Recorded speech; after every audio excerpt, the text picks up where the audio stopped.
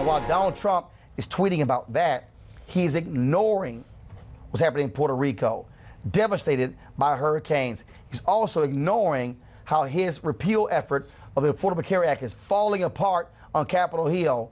Maybe he was simply trying to change the story because he knew he was going to get nailed. Republicans, though, are desperately trying to cut deals to get this Graham-Cassidy bill passed. So far, they cannot muster the votes needed to pass this unpopular bill to repeal and replace the Affordable Care Act. On Friday, Senator John McCain of Arizona said he would not vote for the bill because there were too many unknowns. Guess what happened? Trump attacked him on Friday. They're trying to cut deals with Alaska Senator Lisa Murkowski, literally saying, we will let y'all keep the Affordable Care Act, but everybody else can't keep it. I'm sorry. I thought it was bad. Now they're trying to cut deals to give money to states like Maine to essentially get the vote of Susan Collins. Let's go to our guest right now, of course, who knows this healthcare stuff quite well. Dr. Brian Smedley, co-founder and executive director of the National Collaborative for Health Equity. Doc, when you see this, they are desperate to pass something to give their supporters, saying, we promise you this, but you have literally the entire medical establishment, nonprofits, hospital associations, 50 state Medicaid directors completely against this. We always hear them say, they told Obama, listen to your generals. Listen to your healthcare experts. That's right. I mean, this is the worst of all of the Republican options that have been offered to repeal and replace Obamacare. Lots of Republicans don't like it. It's clear that the American people don't like it. 56% of those polled opposed Graham-Cassidy. It's clear that this is a desperate attempt to appease the donor base of this party. Now, what's happened is we haven't had hearings. We don't have a CBO score. We do have a strong indication based on previous bills that up to 32 million people could lose their insurance. The protections that consumers have been afforded under the Affordable Care Act, otherwise known as Obamacare, would be obliterated. We are going back to an era where financial risk goes back to working families, which could further imperil our economy and working families around the country. What's also interesting, again, I remember when they criticized President Obama for the, quote, Cornhusker deal and these other efforts. I mean, they literally said to Lisa Murkowski, now, y'all in Alaska, y'all can keep the Affordable Care Act. I'm sorry, I'm going to use their phrase for one time. Y'all can keep Obamacare, but the other 49 states, we'll get rid of it. That's right. The hypocrisy is unbelievable. And it's worth noting, and I applaud you for pointing this out, Roland, this bill is not dead. They are still negotiating even as we speak, offering dollars to Maine, to Alaska, to other states where senators are waffling. I think we're going to see more senators waffling when they see how unfair these deals are to allow some states to have a disproportionate share of these funds. It's also worth noting that, of course, under Graham-Cassidy, dollars flow from states that did the right thing by expanding Medicaid to states that did the wrong thing and did not take advantage of the Affordable Care Act's provisions. Kentucky Senator Rand Paul, who wants a complete repeal bill, this is what he had to say about this effort. We can't just keep piling on new money. There has to be a few conservatives left in Washington who'll say, we really were for repeal and still are for repealing Obamacare. Well, it is hard for me to envision getting to yes on this bill because my concerns are so fundamental. All right, folks, now let me play this here. When he wasn't complaining about the NFL, here was 45 whining about this bill. I mean, I've been watching for 7 years as the Republicans have been saying repeal and replace. Then you have John McCain voting no for whatever reason. And by the way, Arizona is one of the biggest beneficiaries. Even the governor, Newsom, is totally in favor of it. It's also great for Maine. It's also great for Alaska. Every state you're talking about, it happens to be particularly good for them. So I don't know what they're doing, but you know what? Eventually we'll win, whether it's now or later.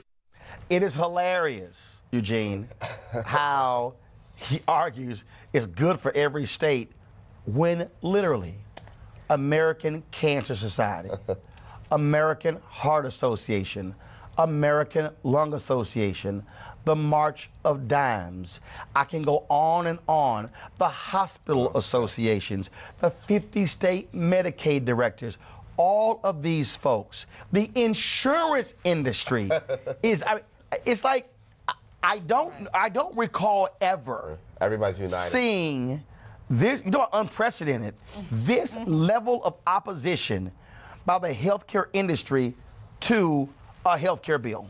Yeah, I mean, it is unprecedented. Typically you have one side pitting against the other, but this is the one time where everybody's on the same page saying, okay, this is just unitedly bad.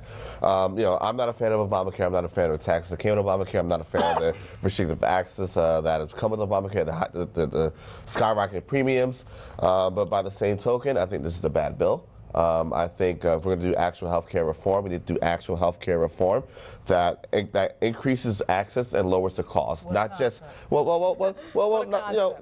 puts people, that gives them health care. Wow. What we toyed around with as a country, we toyed around with is finding different ways to actually pay for insurance instead of actually dealing with health care access and health care delivery. And you'll notice that nothing that the president said in that statement had anything to do with health care policy. He doesn't know health care policy at all. It had to do with we've done this for 7 years, so we have to do it. That's been the argument on the Republican side for most of the year. So it's not a policy argument at all. It's not let's cover people, because of course they don't want to cover people. I don't know why they just don't come out and say, hey, we're not interested in covering people. At least Rand Paul has the guts to effectively say that. But now basically they're hell-bent on embarrassing themselves, because trying to repeal Barack Obama is more important than people's safety and people's health. That's what this comes down to. I guess the bigger question is, what is the end goal? Is it the repeal and replace, or do the Republicans truly know with the impact of their bill? I mean, there have been so many numbers thrown out. There's been 20 million, 32 million, all of these different. But there doesn't seem to be any defined end goal for this bill. The end goal is the president in the Rose Garden bragging that he repealed something Barack Obama did. That's what it is. That's the end goal. The end goal. That's it. I'm saying the end goal for health care coverage. But here's the deal, though. They don't care about that. No. This is purely, Brian, about throwing this out because they want to absolutely erase this as President Barack Obama's signature achievement. Yeah, and this is purely ideological. Let's face it. For generations, this party has wanted to overturn Medicaid as an entitlement. Graham-Cassidy would do that. They would accomplish exactly what they're trying to do by ensuring that we cap Medicaid so that it only becomes available to those in absolute desperate straits. So we got to decide whether health care is something we want to be accessible to people as a human right. And this is the fundamental conversation that we're starting to have in this country. And for that, I'm very glad that we're having this conversation. And what's amazing is some of the sickest people in America are these broke white voters who vote for the Republican Party. Right. Do understand that Congressman Jim Clyburn has something called the Clyburn Amendment, where he wants any bill for 10% of federal funds to go to counties where 20% or more of the people have lived below the poverty line for 30 years. 2/3 of all of those counties are in Republican districts. Yes. This is who this bill impacts. 16 of the 30 states that Trump won would lose federal money under this legislation. Now, why you're interested in that, I have no clue. But it's about erasing the black guy. Period. It's about erasing the black guy. All reason goes out the window. And Brian, John McCain opposed this, but he said you cannot reorder 1/6 of the economy in a back room, have no hearings, don't include Democrats, but then you say it's fair. That's right. So the Senate Finance Committee is holding a hearing today in an attempt to appear as if there's some sense of regular order. But this is not regular order. The Senate Finance Committee, not the committee that deals with health care. That's right. The Finance Committee, because this bill is about taxes. That's right. That's correct. And so again, what this does is it shifts the financial risk from the federal government to states. This is unprecedented. We haven't ever seen this. And that's why the state Medicaid directors are saying, Republican and Democrat, we will not accept this risk because it will overturn state health insurance markets in ways that cannot be repairable. Dr. Smaley, we appreciate it. Thanks a lot. Thank you. Weekdays on TV One. I will never lie to you. Oh, my God. Roland Martin. He doesn't want to talk to us. He wants to ignore us. Uncensored. Hell no. That ain't gonna cut it, boo. Unapologetic. No, that is fundamentally false. You are wrong. Unfiltered. He wants an America where we all look alike. He ain't talking about black people. Unrelenting. You better go work out, because you got a fight on your hands. NewsOne Now with Roland Martin. Weekdays at 7 a.m. on TV 1.